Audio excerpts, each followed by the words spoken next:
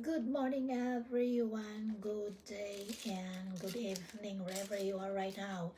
So, again, this is Elena and I do this. Welcome to another simple update today. I have here a slice of caramel cake or butter, I don't know.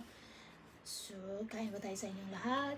And before I'm gonna start, I would like to thank you all for all your support, for watching my videos, to all my subscribers, my friends, and my silent viewers. Make a love shout out to all of you, and let's eat. This is how I start my morning.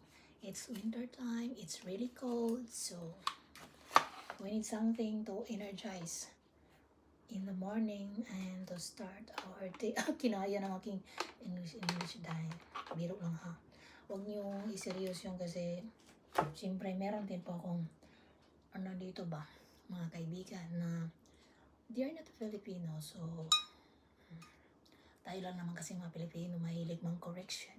So kain po tayo sa inyong lahat. Ito po ay caramel butter, parang ganun.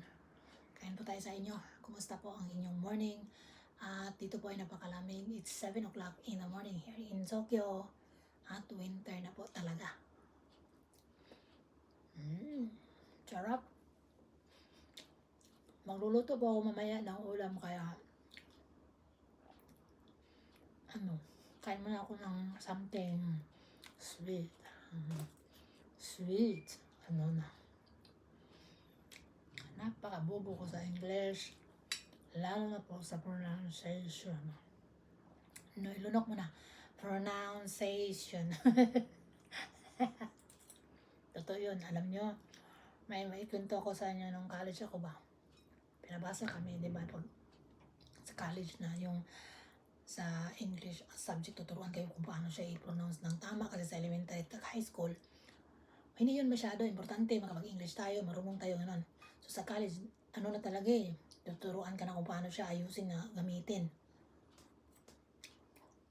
Sinabihan pa naman ako nga, you practice your pronunciation at home. Yung classmate ko, pinagsabihan din naman daw siya na you practice reading at home. Tawa kami ng tawa pagkatapos nun. Diba? Para kaming mga elementary ba na pinagsasabihan kami ng ganun. Pero masaya din naman yun. At hanggang ngayon, hindi ko pa rin yan na-improve. Tapos, nandito na naman ako. Kailangan ko naman mag-aral sa kanilang language kasi hindi naman dito sila marunong mag-English dito. Tapos yung presidente nila dito ngayon, tsaka yung prime minister nila dito ngayon ba? Iba siya. Meron pala ako ditong green tea. Pag uminom ka ng green tea, tapos ito magagano'n ka pagkatapos, ang relax. Ewan ko kung paano ba ito nila binabalanse ba yung cake nila tapos yung tea. Sarap.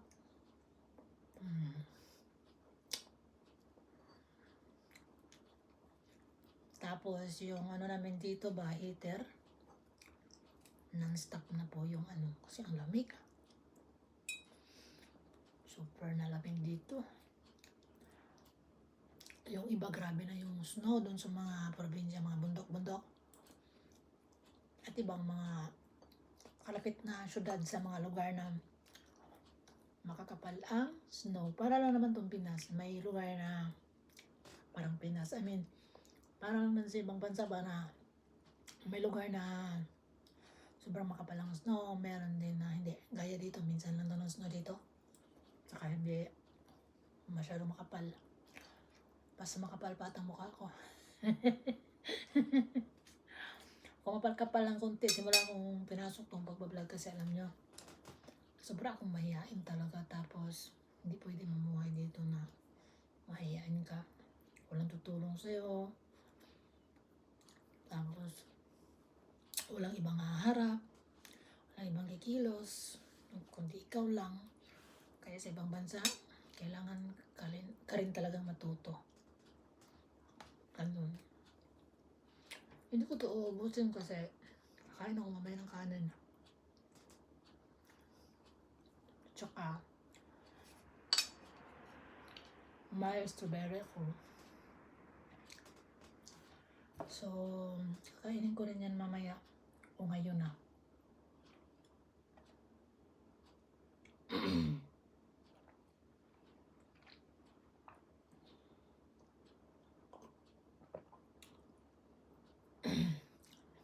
Sarap.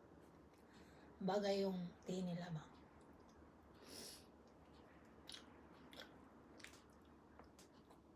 Yung Prime Minister na dito, may balik ko nga yung topic pala na nakalimutan ko yung topic kanina.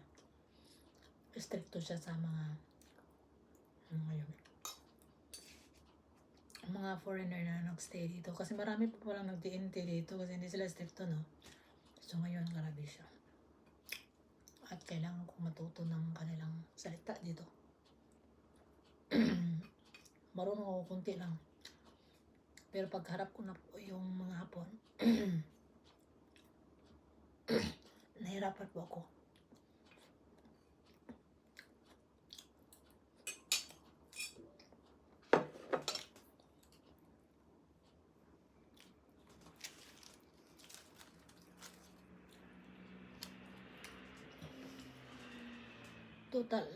Total, nandito na po sa harap ang strawberry. Ano na to? Titikman din natin. Naglagay ako kanina ng ano nito eh. Ito ba? Condensed cream milk kaso na ano siya sa ilalim.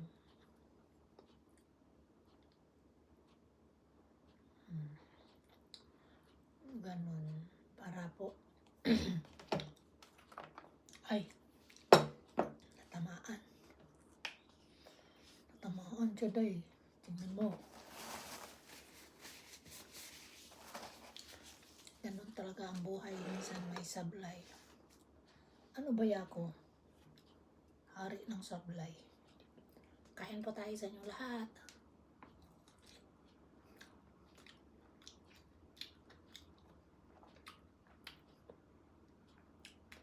Ang lamig ng strawberry, yung uminom ka ng init pero susundan mo ng malamig.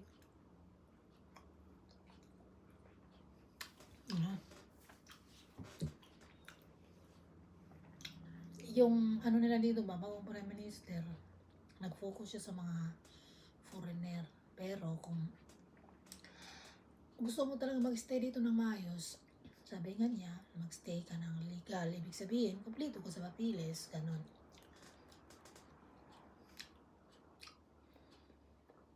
Hindi kaya sa atin, no? Ang mga daliwan sa atin, talagang inaano natin sila dito. Ganyan tayo eh. Ating magagawa.